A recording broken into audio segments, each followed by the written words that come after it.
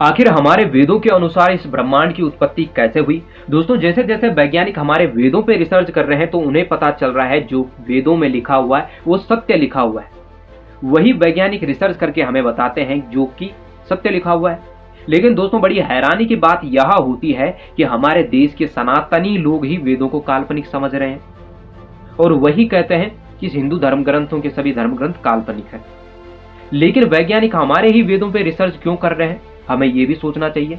वैज्ञानिकों ने इस ब्रह्मांड की उत्पत्ति कैसे हुई अनेक थ्योरियां दी है, जिनमें सबसे सटीक माना जाता है बिग बैंग थ्योरी को। लेकिन हमारे वेदों में जो एक थ्योरी दी गई है उसको ये लोग नहीं मानेंगे। तो दोस्तों, हम वेदों के अनुसार इस बात को समझते हैं कि कैसे इस ब्रह्मांड की उत्पत्ति हुई। आज जिस मल्टीवर्स की बात वैज्ञानिक कर रहे हैं कि ऐसे ही हमारा एक का ब्रह्मांड नहीं है, ऐसे ही अनंत ब्रह्मांड है। लेकिन हमारे वेदों ने तो पहले ही कहा दिया था कि ऐसे अनंत ब्रह्मांड है। हमारे वेदों में कहा गया है, यहां तक कि एक कहानी का वर्णन भी मिलता है। जब भगवान ब्रह्मा को अपनी पे अहंकार होता है कि उन्होंने इस सृष्टि की रचना की है, तब भगवान विष्णु ही अलग अलग ब्रह्मांडों के ब्रह्माओं को उनके सामने बुलाते हैं और कहते हैं कि ये देखो, तुमने ही एक ब्रह्मांड की रचना नहीं की है, अनेक ब्रह्मा है, अनंत ब्रह्मा है और अनंत ब्रह्मों ने अनंत ब्रह्मांडों की रचना की है। तब भगवान ब्रह्मा का उस समय अहंकार नष्ट हो गया। लेकिन दोस्तों, शुरू करते हैं इस वीडियो को कि इस ब्रह्मांड की उत्पत्ति कैसे हुई।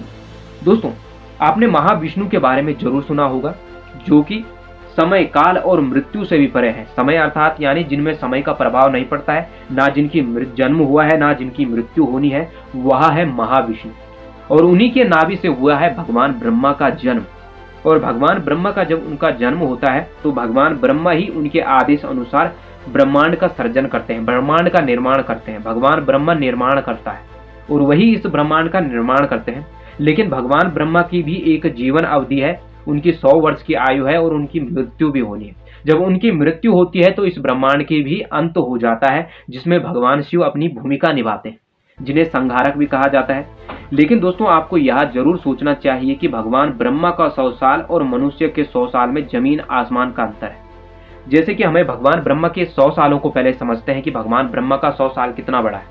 भगवान ब्रह्मा का 100 साल कितना बड़ा है यह समझने के लिए हमें भगवान ब्रह्मा का एक दिन समझना होगा। भगवान ब्रह्मा का एक साल समझना होगा। पहले भगवान ब्रह्मा का एक साल होता है 365 दिनों का। लेकिन भगवान ब्रह्मा के 365 दिनों को समझने के लिए कितना बड़ा होता है, हमें उनका एक दिन समझना पड़ेगा। भगवान ब्रह्मा का एक दिन को कहते हैं एक कल्प, और भगवान ब्रह्मा का जितना बड़ा एक दिन होती है उतनी बड़ी उनकी रात्रि होती है। तो एक दिन और एक रात्रि को मिलकर हो जाते हैं 2 कल्प। दोस्तों, भगवान ब्रह्मा का एक कल्प में 14 मनु इस धरती में पैदा होते हैं।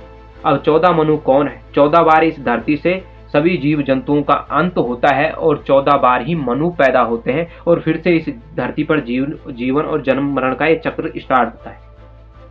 14 मनुवंतर एक कल्प में होते हैं। अब 14 मनवंतरों को समझने के लिए हमें एक मनवंतर को समझना होगा। एक मनवंतर में होते हैं 71 महायुग। अब 71 महायुग क्या है? अब 71 महायुगों में से हमें एक महायुग को समझना होगा जिसमें 4 चतुर्युग आते हैं। एक महायुग में 4 चतुर्युग आते हैं, जिसे सतयुग, त्रेता, द्वापर और कलयुग कहते हैं।